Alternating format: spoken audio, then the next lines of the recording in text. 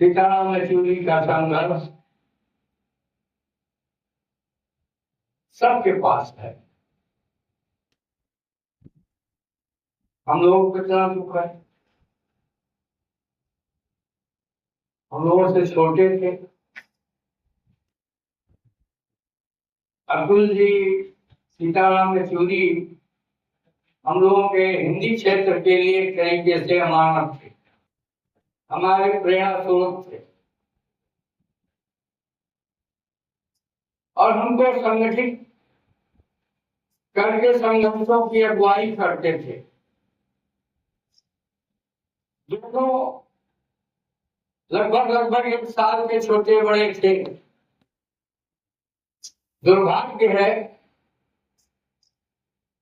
कि वाम आंदोलन वैसे हिंदी क्षेत्रों में कमजोर है और जो वाम आंदोलन को उठाना चाहते थे तो दोनों मूर्धन्य नेता हमारे बीच से चले। अब अगर हमारा बेटा, हमारा छोटा भाई हमसे पहले चला जाए तो कितना पीड़ा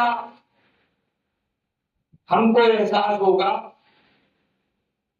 इसको कहा नहीं जा सकता। लेकिन हम रोने के लिए नहीं इकट्ठा होंगे पाए। हम भगत सिंह को पढ़े, येचुरी को पढ़े, वाम आंदोलन पढ़े, देश की दशा दिशा पढ़े, इसके लिए इकट्ठा होंगे। जिस आंदोलन को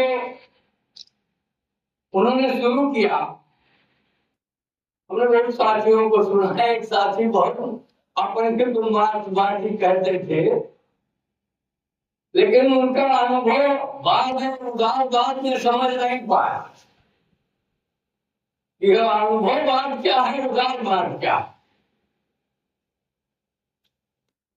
तो नहीं अगर पढ़ोगे, नहीं अगर जनता के बीच में जाओगे तो जननेता नहीं रहोगे। राहुल को पसंद करो या ना पसंद करो, साथी कहते हैं कि कोई बोल दे तो हमको उठा ले जाएंगे। हम तो बोलते हैं भाई कड़ुआ, लिखते भी है कड़ुआ, उठा ले जाए। चाहे यहाँ में रहो, चाहे किसान के बीच में रहो, चाहे मजदूर के बीच में रहो, चाहे जेल में घुट घुट के मर जाओ, मरना तो है। तो न बोले तो ये अच्छी बात नहीं। अपनी संवैधानिक संस्थाएं इतनी कमजोर हो गई है, जनतंत्र इतना कमजोर हो गया है कि वो धर्मतंत्र में बदल गया। हमारे बच्चे आज बंधुआ हो रहे हैं, प्रवासी हो रहे हैं। हमको बताया जा रहा है 5 किलो अनाज 21 रुपया का है और 88 करोड़ जो गल्ला ले रहे हैं 5 किलो अनाज ले रहे हैं, उनमें कोई ऐसा नहीं है कि जो 1 लीटर डीजल या 1 लीटर पेट्रोल ना खरीदता हो, बाकी बात मैं नहीं करता। 1 लीटर डीजल अगर खरीदता है तो 68 रुपए के लगभग जो है वो जीएसटी देता है और 1 लीटर पेट्रोल अगर खरीदता है तो 78 रुपए के लगभग जो है जीएसटी देता है। और अन्न कितना पड़ता है? 21 रुपए का। और दानी मोदी जी है, सिर्फ वही धर्म मोसिया करा है। अडानी यहाँ का प्राइम मिनिस्टर है, मोदी यहाँ के प्राइम मिनिस्टर नहीं है, कागज में है। लेकिन असलियत में मोदी जी यहाँ के प्राइम मिनिस्टर नहीं है, कठपुतली है। और ऐसा कठपुतली प्राइम मिनिस्टर शायद दुनिया में कोई हुआ होगा, लेकिन हम सच कहने के लिए तैयार नहीं। भाई जनता में लोग कहते थे, कुछ लोग कहते थे जनता बहुत खराब है, जनता खराब नहीं है, जनता में हम नहीं जा रहे, जनता में वाम दल नहीं जा रहा, जनता में सेकुलर जमातें नहीं जा रहे। और जब उनको लगा कि सेकुलर जमातों को जाना चाहिए, एक आदमी, एक लड़का पैदल चल गया हिम्मत बांध करके, जो कल तक मोदी कहते थे एक अकेला सब पर भारी, आज उसका बोलती बंद है। और अगर चुनाव आयोग ने उसको मदद नहीं किया होता तो आज मोदी 78 सीटें जो बेईमानी करके जीते, आज जो मोदी दिल्ली से बहुत दूर होते, शायद जेल में होते, शायद जेल में होते। क्योंकि देश को जिस निर्ममता से इन्होंने लूटा है,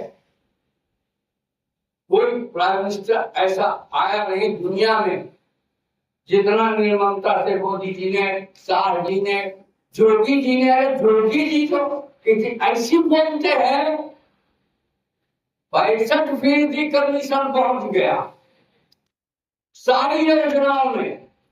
आप जानते हैं मैं तो 1.5 घंटा 2 घंटा इनकी सारी योजनाओं का पोस्टमार्टम कर सकता हूँ, सारी स्थिति की पोस्टमार्टम कर सकता हूँ। इतना भ्रष्टतम मुख्यमंत्री भी कोई नहीं होगा। हमने सबको बुलाया, अफसर जी ने सबको बुलाया, कम से कम महागठबंधन के साथी तो आना तो चाहिए, बोलना तो चाहिए, एकजुटता दिखाना तो चाहिए। लेकिन यहाँ जैसे हम तैसे हुए, उनमें इतनी लायकियत नहीं बची है ऐसे प्रतिबद्ध लोगों के साथ खड़े हो, उनके शोक सभा में चले जाए।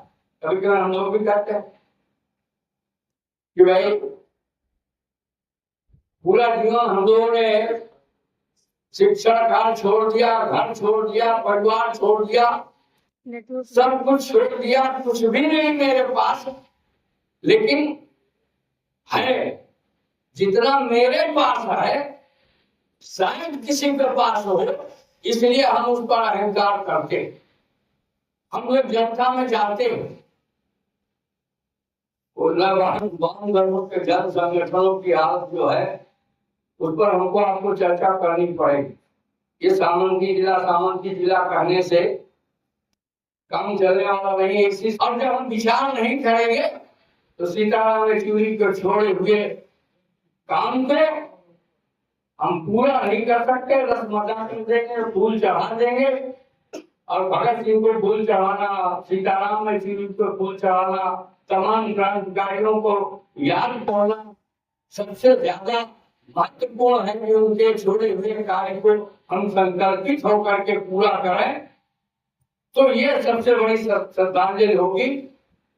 सीताराम येचुरी झारखंड राय, सीताराम येचुरी के बारे में मैं जानता हूं कि उनकी याददाश्त बहुत तेज, एक बार जिसको देख लिए बात कर ली।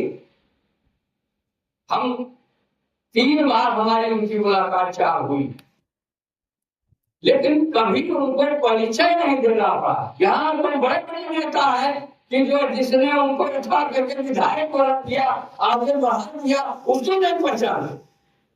यही थी कि याददाश्त उनकी हमेशा मरते दम तक मजबूत रही। तो याददाश्त उनकी मजबूत थी, सबको पहचानते थे, जूनियर सीनियर को पहचानते थे। हमको 4 बार मिले हैं, हम लोग के एक बार परिचय होने के बाद कभी हमको मौका नहीं मिला कि मैं नमस्ते करूं, उन्होंने ही लाल सलाम किया। तो आज के कम्युनिस्ट और वामपंथी है कि डांगर है, ये ढकेल जो ये सोच है, तो वो भी हमको डेवलप करना चाहिए कि उतने बड़े पदों पे जाने के बाद वो अपने सीनियर को पहचानते थे, उसको अनुभव बात और उदाहरण बात कि बहस करने वाले कितने मार्क्सवाद को पढ़े हैं। ये दर्शाता है कि हम कहां से कहां पहुंच गए हैं, हमारे जिले का वामपंथ कहां पहुंच गया है और कहां हम ले जाना चाहते हैं। इस पर भी हमको वामपंथ की एकता अगर बनानी है। विकल्प तो दुनिया में एक ही है, पूंजीवाद का विकल्प, मतदान का विकल्प, एकांगी विकास का विकल्प सिर्फ वामपंथ ही है। और बाकी क्या बचा? सब पंथ तो भोग चुके, सामंतवाद हमने भोगा, सारी चीजें भोग चुके हम, अब पूंजीवाद भोग रहे हैं। और पूंजीवाद के बाद ही तो वामपंथ का, समाजवाद का नंबर आता। हम नहीं कर पाएंगे तो कोई दूसरा करेगा, आप झंडा लिए घूमते हैं, कोई उसको कार्य को पूरा करेगा। तो वो कार्य हमको एक्ट करना चाहिए।